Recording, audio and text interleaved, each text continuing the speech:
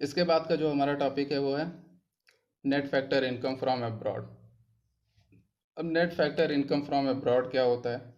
Net factor income from abroad का मतलब क्या होता है कि फैक्टर इनकम हमने पढ़ लिया, ठीक है, और हमने ये भी बात कर ली कि नॉर्मल रेजिडेंस कौन होते हैं, और ये भी बात कर ली कि कौन से ऐसे व्यक्ति हैं जो इंडिया में हमारे देश में रहते हैं लेकिन फिर भी हमारे नॉर्मल रेजिडेंस के पार्ट नहीं हैं, यानी कि वो किसी दूसरे देश के नॉर्मल रेजिडेंस के पार्ट हैं। साथ साथ हमारे कुछ नॉर्मल रेजिडेंस हैं वो दूसरे दूसरे देशों में रहते हैं या दूसरे देश के लिए काम करते हैं, तो वहाँ की नेशनल इनकम में वो वहाँ के नेशनल इनकम में या डोमेस्टिक टेरिटरी में वो अपना सहयोग देते हैं, लेकिन चूंकि हमारे नॉर्मल रेजिडेंस हैं तो हमारी नेशनल इनकम में गिने जाएंगे, डोमेस्टिक इनकम में नहीं गिने जाएंगे क्योंकि वो दूसरे देश की डोमेस्टिक टेरिटरी के लिए काम कर रहे हैं, लेकिन चूंकि नॉर्मल रेजिडेंस हमारे हैं तो हमारी नेशनल इनकम में काउंट किए जाएंगे।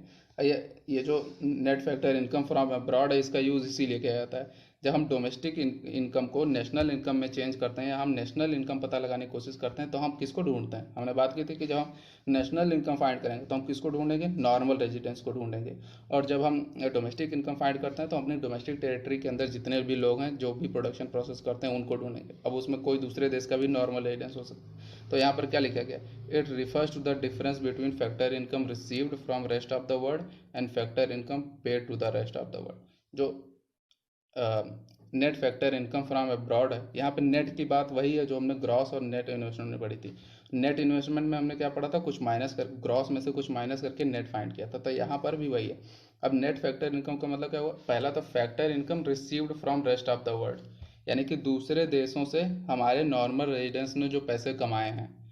अब हो सकता है कोई दूसरे देश की कंपनी इंडिया में आई हो, कुछ वो जो इंस्टीट्यूशन की बात की थी हमने, किसी दूसरे देश की कंपनी इंडिया में आई हो और उससे इंडियन नॉर्मल एजेंट्स ने कुछ पैसे कमाए हों। कैसे कमाए हों? अपने वर्कर दिया, वर्क करके उनके लिए, अपने जो भी उन्होंने काम किया उनके लिए, उनसे उनको कुछ फैक्टर इनकम मिली। उन्होंने कुछ काम किया यानी कि उसको उनको फैक्टर इनकम मिली, लेबर वर्क किया उन्होंने, या किसी आईटी कंपनी के लिए काम किया, किसी हॉस्पिटल में सर्व किया, जो भी चीज़ें हैं, या हमारे जो नेशनल हैं, हमारे नॉर्मल रेजिडेंट्स हैं, वो किसी दूसरे देश में गए और वहाँ उन्होंने कुछ अपनी फैक्टर सर्विसेज दी और 1 साल से कम टाइम में वो वहाँ रहे और उसके बाद कमा के इंडिया में आ गए। तो उन्होंने क्या किया? रेस्ट ऑफ द वर्ल्ड से या दूसरे दुनिया के दूसरे देशों से उन्होंने क्या अर्न किया? फैक्टर इनकम अर्न किया। किसने? हमारे नॉर्मल रेजिडेंट्स ने। और उसके बाद डिफरेंस किसके बीच में? हमारे देश के लोगों ने जितना अर्न किया दूसरे देश से, या हमारे नॉर्मल रेजिडेंट्स ने जितना अर्न किया दूसरे देश से, उसको जब हम माइनस करते हैं किससे?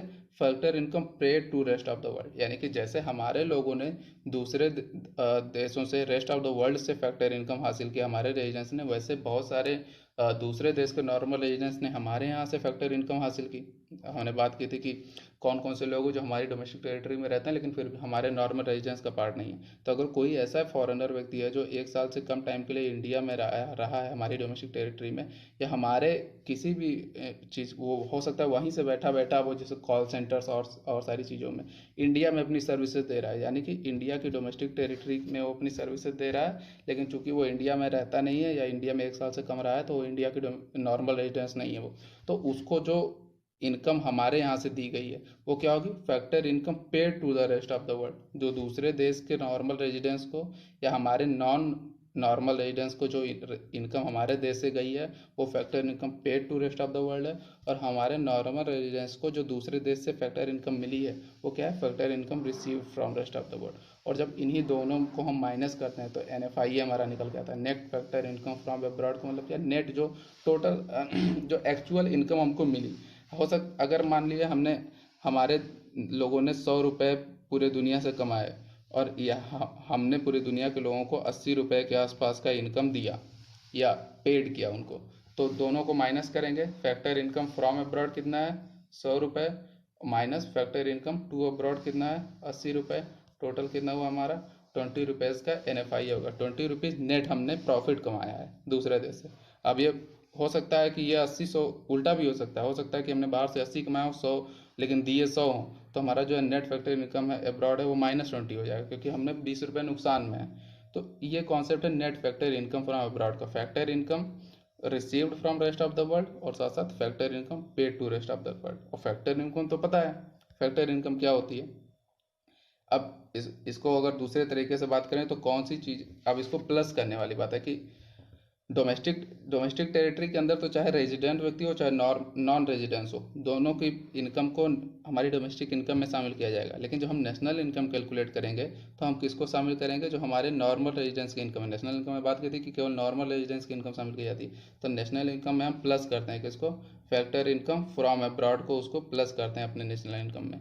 और जो फैक्टर इनकम टू अब्रॉड, जो दूसरे देश को पेमेंट किया, उसको हम माइनस करते हैं। और ये प्लस माइनस करके हम अपनी नेशनल इनकम कैलकुलेट करते हैं। जैसे अगर हमारी डोमेस्टिक टेरिटरी है, अगला कॉन्सेप्ट देखते हैं। अगर ये हो गया, तो ये पूरा क्या है, ये जो पूरा ये हमारी डोमेस्टिक टेरिटरी है। अब इस डोमेस्टिक टेरिटरी में हमारे लोग तो रह ही रहे हैं, साथ साथ कुछ नॉन नॉर्मल एजेंट्स भी रह रहे हैं, दूसरे देश के नॉर्मल एजेंट्स हैं वो हमारे यहाँ रह रहे हैं। तो इन सबकी इनकम को जो हमने मिलाया, तो कौन सी इनकम बनी, वो डोमेस्टिक इनकम बनी, या डोमेस्टिक टेरिटरी के अंदर जनरेट हुई इनकम बनी।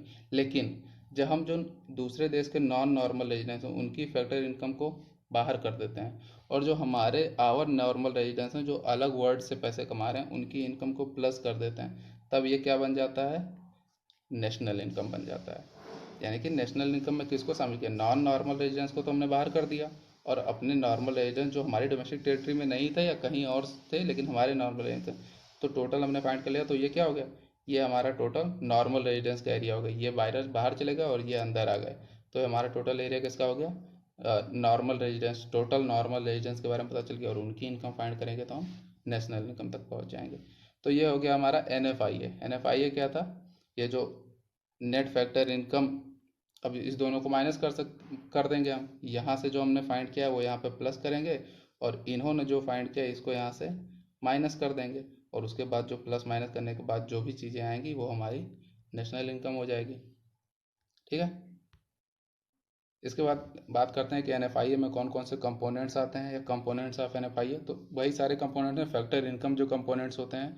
फैक्टर इनकम में लैंड, लेबर, कैपिटल और एंटरप्रेन्योरशिप, वही नहीं वही यहाँ पे भी हैं, NFIA के भी कंपोनेंट्स हैं। अगर कोई व्यक्ति जो है किसी फॉरेन नॉर्मल रेजिडेंस या किसी दूसरे देश के नॉर्मल रेजिडेंस को अपनी प्रॉपर्टी देता है और या लैंड देता है और उससे पैसे कमाता है, जैसे कोई बाहर का व्यक्ति आया इंडिया में, उसको कुछ काम करना है, उसने कोई ऑफिस लिया, साल भर के अंदर रहा, या कोई फॉरेन की कंपनी है, कुछ दूसरे देश की रेजिडेंशियल कंपनी है, हमारे यहाँ पे आई, तो उसने यहाँ पर उसने फैक्ट्री लगाई, यहाँ पर उसने ज़मीन जो है, लैंड जो है वो रेंट पे लिया, तो उससे जो उस जो रेंट लैंड का जो मालिक है उसको पैसे प्राप्त होंगे, वो क्या होगा, फैक्टर इनकम फ्रॉम अब्रॉड होगा। तो वैसे ही इसके तीन कंपोनेंट्स है। पहला है नेट कंपनसेशन। कंपनसेशन का मतलब उसने जो वर्क किया है उसकी जो सैलरी है, इसको सैलरी भी कह सकते हैं। Income from work receive by residence from abroad, हमारे नॉर्मल रेजिडेंट्स ने जो दूसरे देश से वर्क करके पैसे हासिल किए हैं। जैसे कोई कॉल सेंटर का एम्प्लॉई है, इंडिया में बैठा कोई कॉल सेंटर का एम्प्लॉई, वो किसी अमेरिकन कंपनी को अपनी सर्विसेज प्रोवाइड कर रहा है,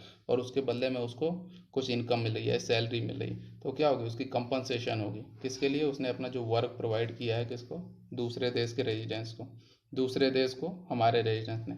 साथ साथ payment made to non residence worker within domestic territory, तो हमने अब क्या किया, उस बाहर वाले व्यक्ति ने हमारे रेजिडेंस को पे किया, और यहाँ पर क्या हुआ, हमारे लोगों ने हमारी डोमेस्टिक टेरिटरी में किसी नॉन रेजिडेंशियल वर्कर ने कुछ पैसे कमाए। दोनों को माइनस कर देंगे तो हमारा नेट कंपनसेशन आ जाएगा, कि नेट में हम ज़्यादा हैं या वो ज़्यादा हैं। सेकंड जो उसका net income from property and entrepreneurship, ये हो गया लेबर का, ये हो गया प्रॉपर्टी मतलब लैंड और एंटरप्रेन्योरशिप, और ये हो गया नेट रिटेन्ड अर्निंग। थर्ड में बात करते हैं, तो net income from property and entrepreneurship received by residence, अगर रेजिडेंस ने अपनी प्रॉपर्टी या लैंड को रेंट करके या अपनी एंटरप्रेन्योरशिप स्किल का यूज़ करके फॉरेन से कुछ पैसे कमाए हैं, और साथ साथ इंडिया के डोमेस्टिक टेरिटरी में या इंडियन, अगर कोई इंडियन कंपनी भी है, इंडिया की रेजिडेंशियल कंपनी, वो अमेरिका में जाती है, अमेरिका में किसी व्यक्ति से लैंड जो है वो रेंट पे लेती है, तो उसको जो पेमेंट करेगी वो क्या होगा, हमारी कंपनी द्वारा या हमारे लोगों द्वारा दूसरे देश के नॉन रेजिडेंट्स को पेमेंट किया गया है, तो वो माइनस हो जाएगा। और थर्ड पे आता है net retained earning. Net retained earning क्या होती है ये समझते हैं पहले। एक कंपनी होती है, उसके कुछ प्रॉफिट्स होते हैं, कंपनी ने कुछ काम किया, साल में उसको कुछ प्रॉफिट हुए, तो प्रॉफिट का क्या करती है, टोटल प्रॉफिट के उसके तीन काम होते हैं। जितना उसको प्रॉफिट हुआ उसका कुछ पार्ट वो क्या करती है, कॉरपोरेट टैक्स देती है, यानी सरकार ने जो उस पर बिजनेस करने के लिए जो टैक्स लगाए हैं, कॉरपोरेट टैक्स देती है वो उसका। सेकंड होता है डिविडेंड, यानी कि अपनी प्रॉफिट का कुछ पार्ट जो है, अगर उसने 100 रुपये प्रॉफिट कमाए हैं, टोटल 100 रुपये प्रॉफिट कमाए, तो हो सकता है कि उसने 30 रुपये जो है वो टैक्स दे दिया हो, टैक्स जो उसने प्रॉफिट से अपना टैक्स दे दिया। सेकंड हो गया डिविडेंड, यानी कि जो उस कंपनी के शेयर होल्डर्स हैं उनको कुछ वो पार्ट, अपनी प्रॉफिट का कुछ पार्ट वो अपने शेयर होल्डर्स को भी ट्रांसफर करती है। जो कंपनी के शेयर होल्डर्स हैं उनको कुछ पार्ट मिल जाता है उसका, तो उसको बोलते हैं डिविडेंड। और थर्ड आता है रिटेन्ड अर्निंग। रिटेन्ड अर्निंग का मतलब ऐसी प्रॉफिट जो कंपनी खुद रिटेन कर लेती है। क्यों रिटेन कर लेती है? हो सकता है कुछ उस अगले इन्वेस्टमेंट के रिटेन कर सकती है, कुछ रिसर्च एंड डेवलपमेंट, मतलब ये कंपनी किसी को ये पैसे देती नहीं है, कहीं इन्वेस्ट नहीं करती है, कंपनी अपने अकाउंट में रखती है और आगे इसका यूज़ करके कंपनी खुद के ऑपरेशन को या बिजनेस को बढ़ाने का काम करती है, तो उसको रिटेन अर्निंग कहते हैं। अब रिटेन अर्निंग यहाँ पे वही बात आई, जो नेट रिटेन अर्निंग है वो क्या है? अगर हमारी रेजिडेंशियल कंपनीज हैं और वो बाहर लोकेटेड हैं, कोई हमारी कंपनी है, टाटा है या रिलायंस की कंपनी है, और वो बाहर गई और बाहर उसने काम किया, एम्प्लॉय उसने कुछ प्रॉफिट अर्न किया, तो प्रॉफिट अर्न किया वहाँ पर, तो कॉर्पोरेट टैक्स तो वहीं पे देकर चली आएगी वहाँ की गवर्नमेंट को। सेकंड जो है डिविडेंड जो है वो शेयर होल्डर्स को ट्रांसफ़र कर देगी वो। अब कुछ शेयर होल्डर्स अमेरिकन हो सकते हैं, कुछ यहाँ के हो सकते हैं, उससे कोई लेना देना नहीं। उसके बाद जो थर्ड है रिटेन अर्निंग, वो पैसे हो चुके वहाँ से उसने प्रॉफिट कमाया 100 रुपये, 30 रुपये टैक्स दे दिया, 40 रुपये डिविडेंड दे दिया, उसके बाद जो बचे उसके 30 रुपये वो लेकर इंडिया में आ जाएगी। वो उसकी रिटेन अर्निंग, कंपनी अपनी प्रॉफिट का कुछ पार्ट इंडिया में लेकर आ जाती है। तो अगर कहूँ हम कहें कि हमारी कंपनी जो है बाहर से 100 रुपये रिटेन अर्निंग आई, और साथ ऐसी ही जो है फॉरेन की कंपनीज यहाँ से 80 रुपये रिटेन अर्निंग दूसरे अपने देश ले गई, तो हमारी नेट रिटेन अर्निंग भी 20 रुपीज़ हो गई। तो ये टोटल किसका हो गया? अब तीनों को जो हम प्लस कर देंगे तो हमको पता चल जाएगा NFI है। तीनों के नेट को प्लस कर देंगे तो NFI है पता चल जाएगा। और हमने अगर हम बात करें कंपनसेशन टू एम्प्लॉयज़, हमारे एम्प्लॉयज़ को कितना कंपनसेशन मिला वो प्लस कर देंगे।